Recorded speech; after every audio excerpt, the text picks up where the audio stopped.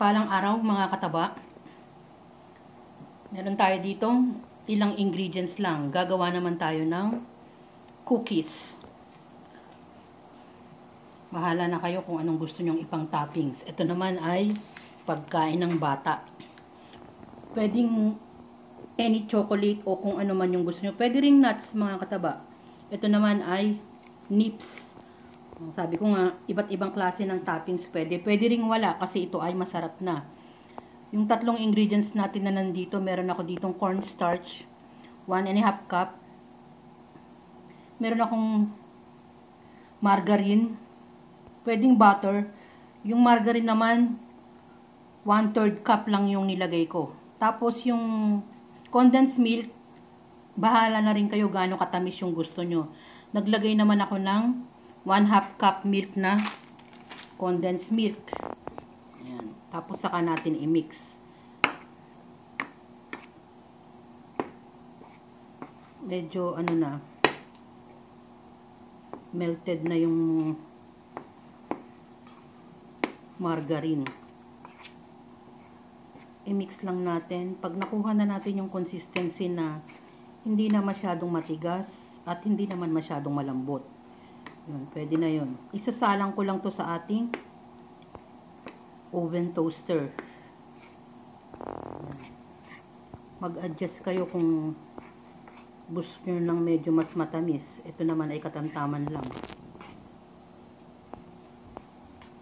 Halu-haluin lang natin.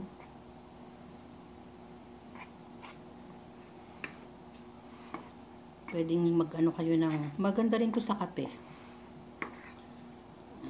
Habang hinahalo ko, mamasyal muna kayo, maglakad-lakad at maglinis ng bahay.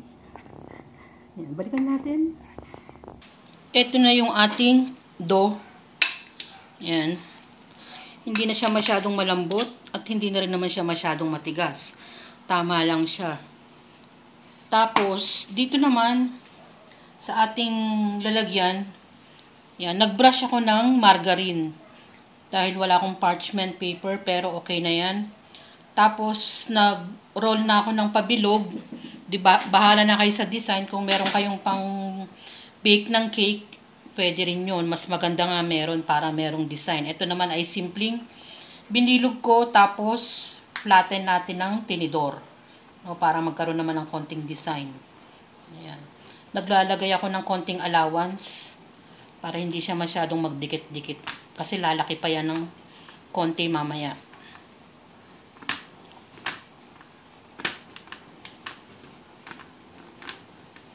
Pwede rin sa kawali, bukod sa oven toaster. Painit nyo lang yung kawali. Tapos, pwede na nating pampaganda lang.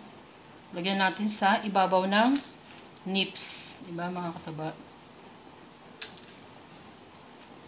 Yan. Yan. Ang aking matatabang daliri.